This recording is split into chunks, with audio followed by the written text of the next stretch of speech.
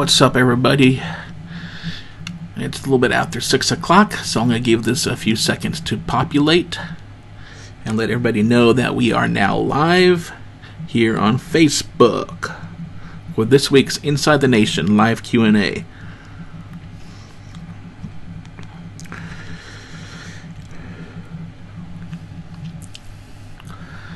So this week, what do we want to talk about? Do we want to talk about Albany going 6-0? Do we want to talk about Philadelphia looking like they're getting on the back on the right track of old? What else do we want to talk about? Atlantic City's 1-point victory, or do we want to talk about the issue that there was no game in Atlantic City, at least from a broadcast or a stream standpoint? Broadcast, I believe it still went well with NBC Sports Network Philadelphia. I think they covered the Atlantic City game, and then NBC Sports Washington covered for Baltimore. So I think those two regions still saw their two games. So, well, what else is up? I forget, it was Washington at Albany. Was it? No. I'm trying to remember. Yeah, Washington at Albany, Columbus at Philadelphia, and then Baltimore at Atlantic City this past week. Yeah, sorry. It's been a hectic couple days since with it happening, all happening. Let me just do a last-minute tweet here.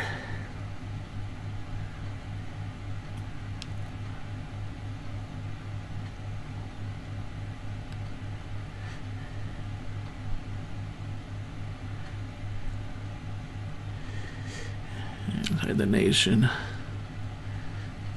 live. So if anybody has any questions, go ahead and drop them in the comments. After all, this is a live Q&A conversation, back and forth interaction. So go ahead and do that. And of course, I'll do my best to answer them. Or if anybody else is in the the conversation in the video, if they know the answer or know how to suggest to the right direction to go to, feel free to drop it. That's what this stream is all about. So just give me one more second here.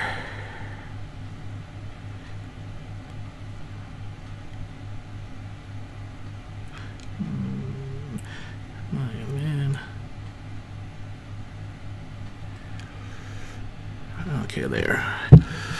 Okay, so apparently let's talk about the Atlantic City game. The Atlantic City Blackjacks hosting the Baltimore Brigade again. Now keep in mind that we still only have 6 teams in this league, so yeah, you will see some repetitiveness on teams playing each other. The way it's working out, it's like 2-1. Like some teams will play each other twice on the road. They'll be on, like, Baltimore's already been in Atlantic City twice, and then the one time Atlantic City will go down to Baltimore and play them, and that'll be the 3 games there, and that's how it is for basically every single team. But I think there's one team or 2 teams that don't do that, don't meet up like that.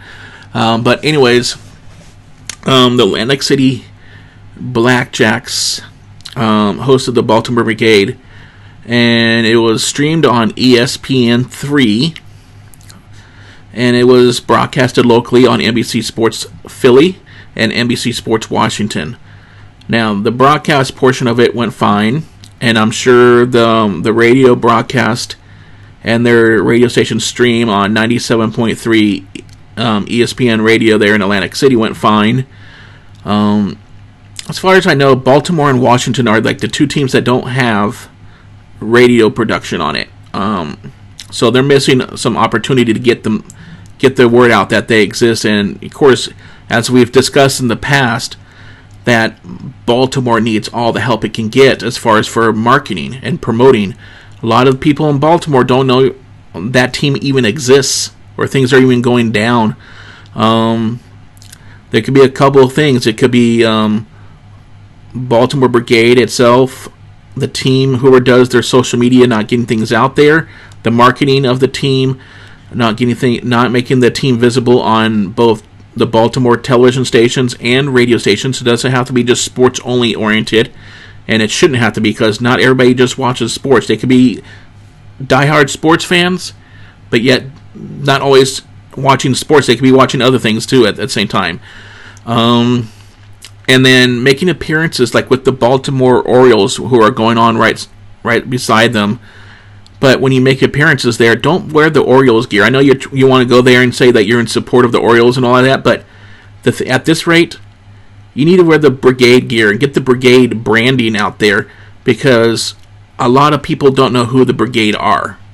And in order to get it out there, you need to show the Brigade branding and know who they are. Work with, like I've mentioned this in the past. I've even done it probably like even last year, and maybe in the first year with Baltimore. That why not become a partnership with the two sales departments? The Baltimore Brigade sales, and which is monumental, as we know. I know they're supposed to be trying to operate Baltimore as a separate entity as compared to Washington Valor, but that's not the case.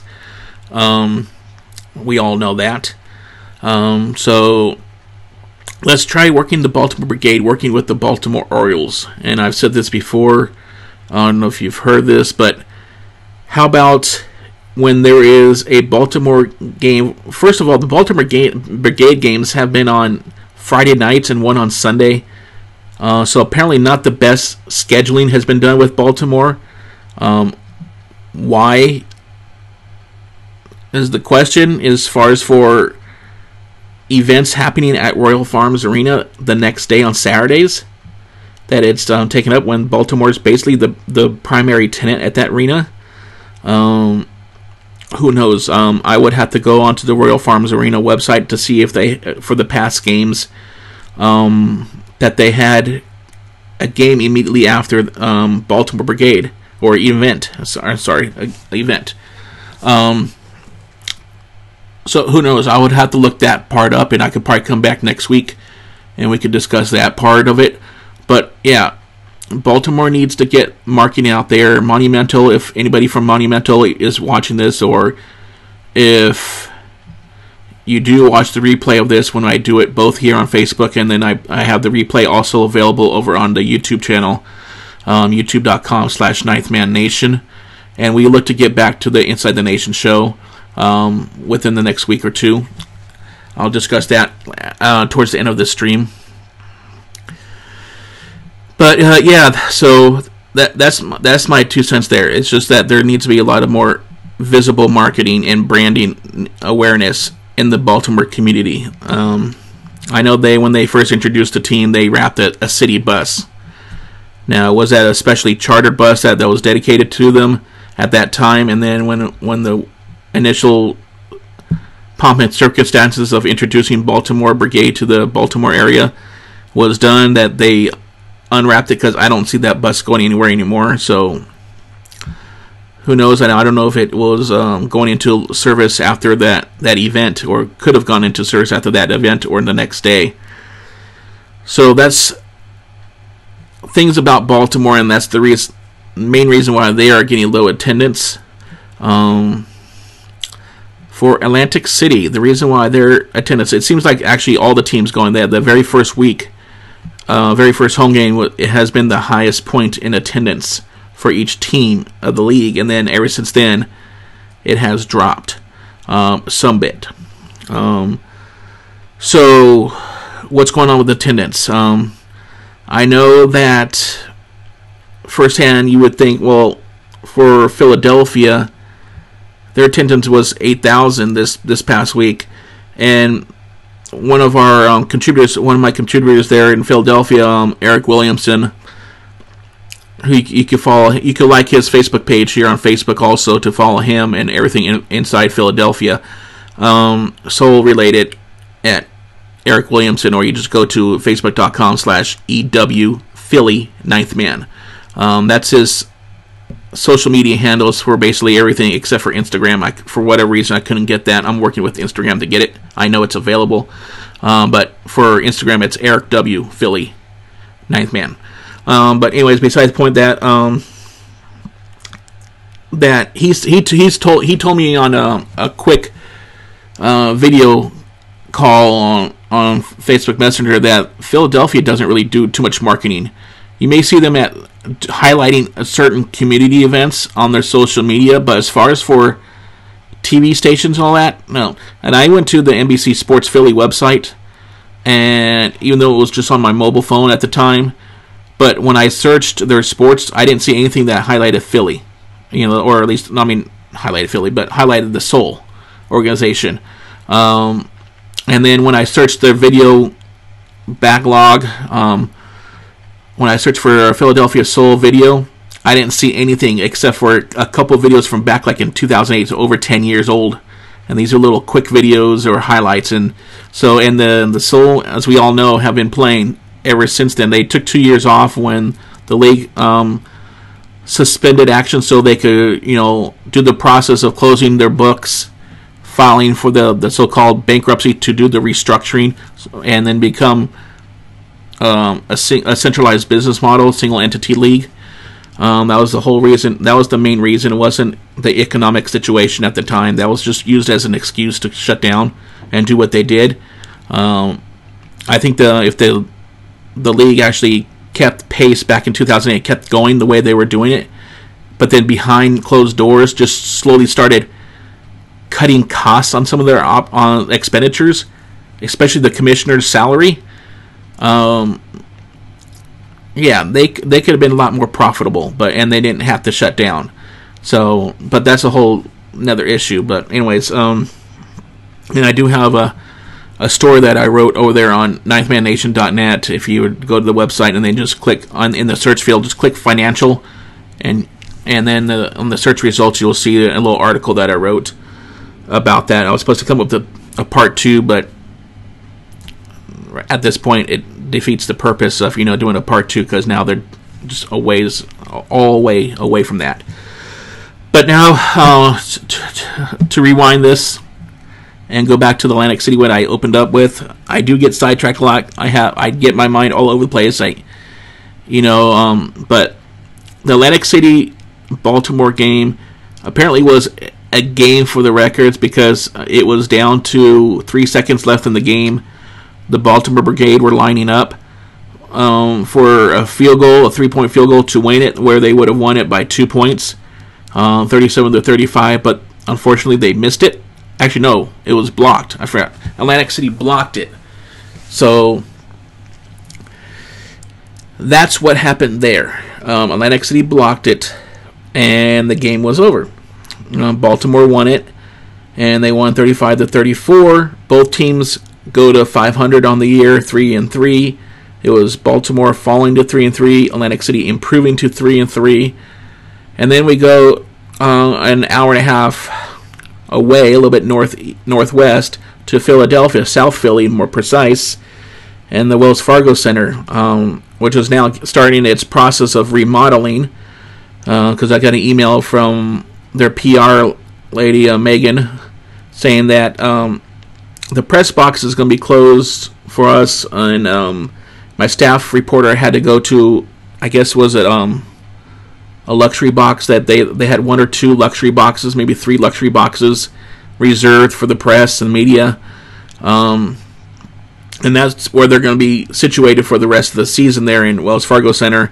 And then when they do the post-game pressers, they relocated that to another location too. I guess the club that they're doing, the restaurant that's down there where they usually had it, is also being redone.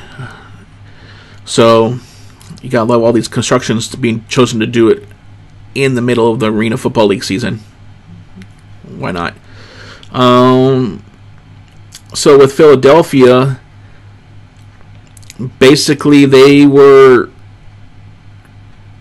there for them. They ended the quarter 13-7, and from there they never fell behind, and that was like the Philadelphia Soul of yesteryear. That's how they would, once they would get in line, it was just basically from there, just matching score for score.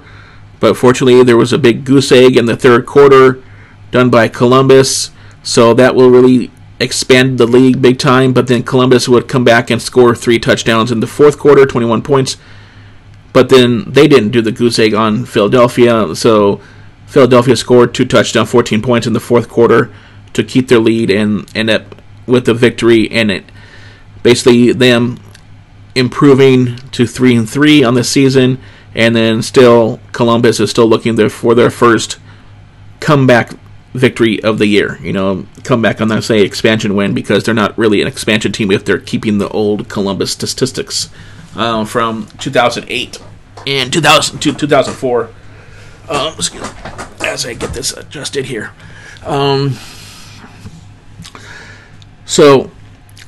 And of course, the stream from Philadelphia worked throughout its entire game. I think Columbus broadcasts on like ABC6 there, Columbus, Ohio, and then of course Philly is on NBC Philly or NBC Philly Plus, like the Plus additional channel for the NBC Sports Network, the regional sports networks. So it's only basically Albany and Columbus that are not broadcasting on regional sports networks or cable networks, I guess, as you can say, which is a good thing, and I think it's even a better thing.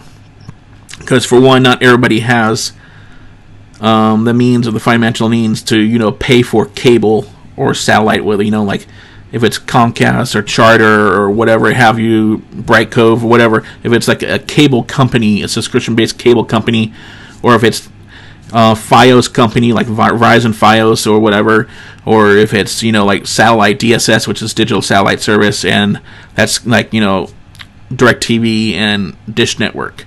So not everybody has the financial means for those. So the fact that you could get an over-the-air broadcast is the best that you can do.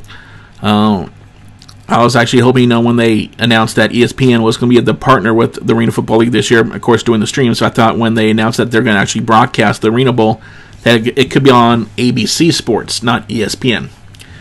So just sort of like the way the NBA is. They had the Eastern Conference, ESPN had the Eastern Conference, and then the Western Conference was on TNT. And then when it came to the actual finals, like it is going now, that's going on now, it's actually on the over-the-air ABC broadcasting network.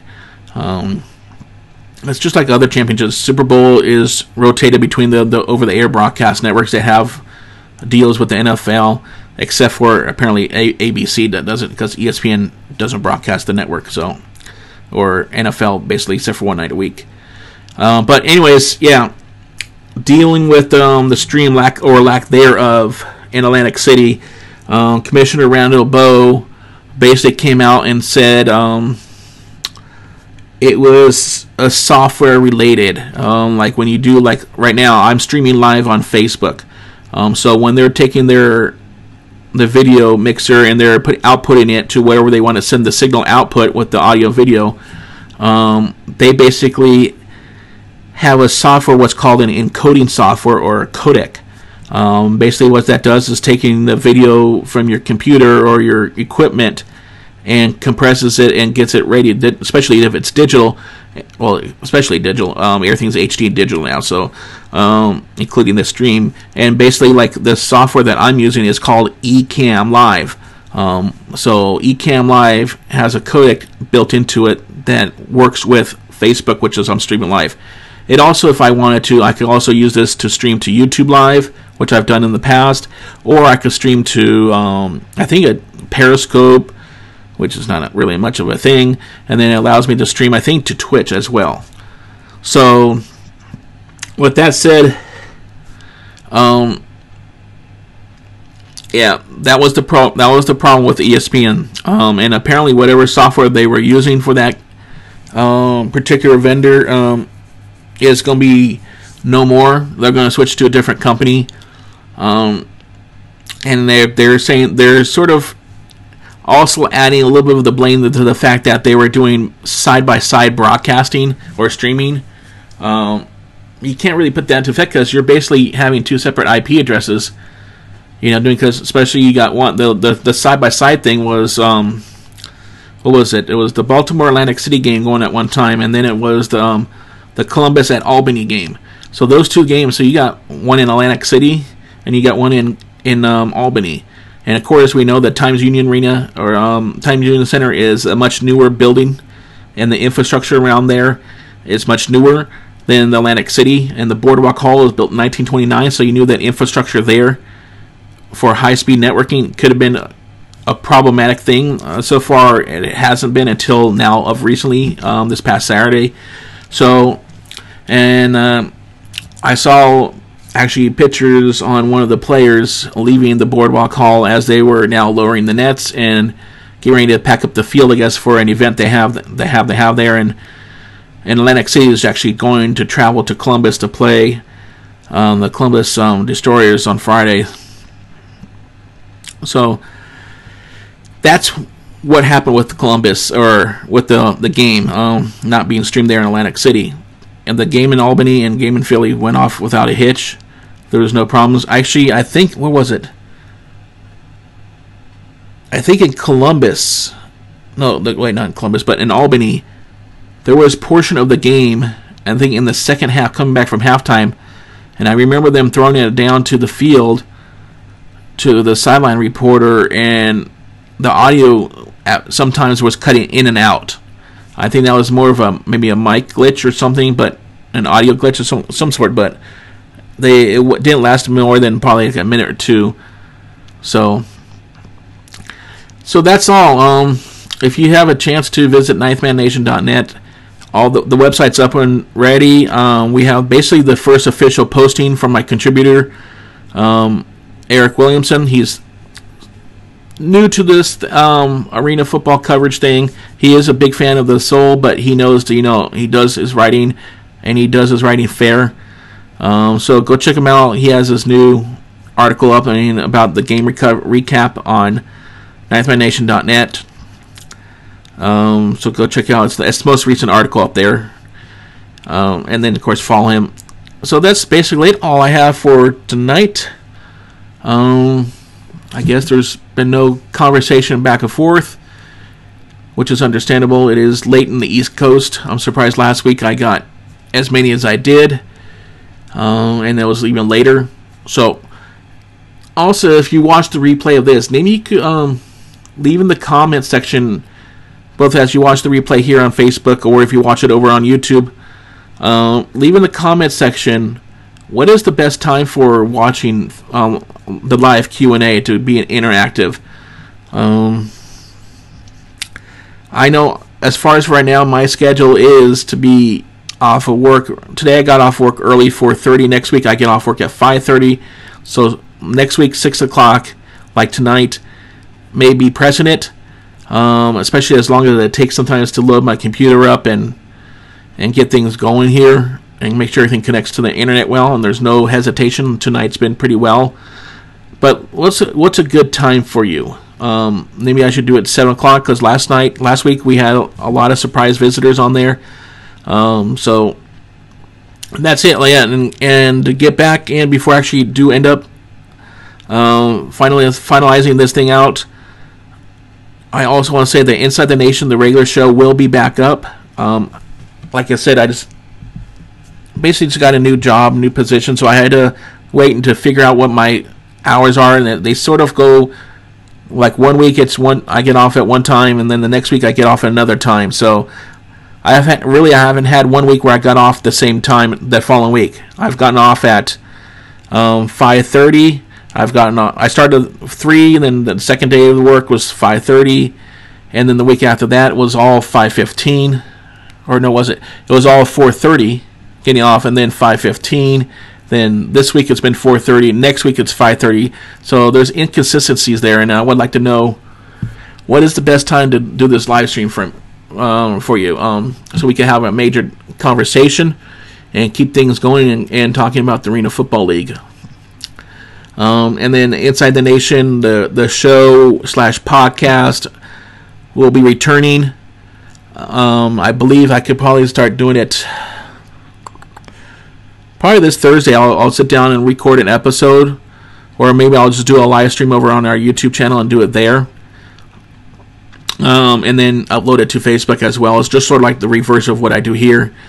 But I think I'll do No, it won't be a live stream because I have to do some recordings of getting some guests on from other locations.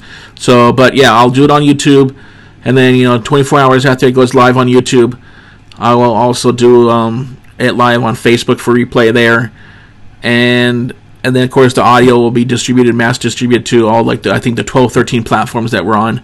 I'm still trying to get on Pandora. I don't know what's holding them up. So our last platform that we joined was Deezer Radio. That's DEEZER Radio. So we're on all these platforms. So make sure you follow it. And I guess that'll be it for tonight. If you, like I said, if you have any questions that you want to ask that you may have missed this live stream for whatever reason, because it is roughly so-called about an hour earlier than last week. But it's supposed to be about the regular time, and I know that on my Facebook header graphic or cover photo graphic it says 2 p.m. Pacific, 5 p.m. Eastern. I need to change that. I will get to that definitely this week. And also, for now on, for the rest of the season, it's been it's going to be Inside the Nation live here on Facebook, I believe. At least doing the live stream from the Twitch mobile app on my iPhone here. Yeah, branding. See, branding. That's what you need to do for things. I do have shirts, but I need to get them cleaned and ironed and all that stuff. But I believe if I could do Twitch on here, then I could go ahead and continue doing Twitch if I can only see the comments. It defeats the purpose of having a live stream so where you could do interaction, not be able to see the comments and reactions on live. But anyways, go ahead and leave your comments down below here on Facebook and also on YouTube regarding what's the best time for it. So I'm looking between, let's say, 6:15 p.m. Pacific time, so that's 9:15 p.m. and after that, but not too late either. Because one, of course, you guys are on the East Coast, so you're 3 hours ahead of me. But anytime after 6:15 Tuesdays, let's do this. And then getting back to Inside the Nation, the talk show. Basically, maybe I'll have our staff contributor Eric Williamson on, and we'll have a nice conversation, and then you guys get to finally meet him. Okay, so go ahead and have a good night. Enjoy your night. Watch all games are on separate nights. So you have the Columbus game Friday night, and then you got the Albany game on Saturday. They're doing Code Orange, where they're going to wear all oranged out jersey and gear. And then you got the Philly game on Sunday. So if you haven't gotten your tickets to those 3 locations, Columbus, Albany, Philly, get them. Go watch this game. You'll fall in love with it. I promise you will. It's an exciting game. I don't even have a team anymore around me. I've had a team here for almost 4 years. And boy, do I miss going to the games. But lucky in 2016, I was able to go to some of the games. I went to, I think, two games in Anaheim for the LA Kiss to cover them. It was my first year covering Ninth Man Nation. Then I went to one game in Arizona to cover the Rattlers and LA Kiss. And then I went back to Arizona again, but Glendale, and went to the Reno Bowl there. And covered the Philadelphia Soul, beating the Arizona Rattlers in Glendale. So with that said, I'll talk to you later. You all have a good night, and we'll see you for Inside the Nation on Thursday. Talk to you later.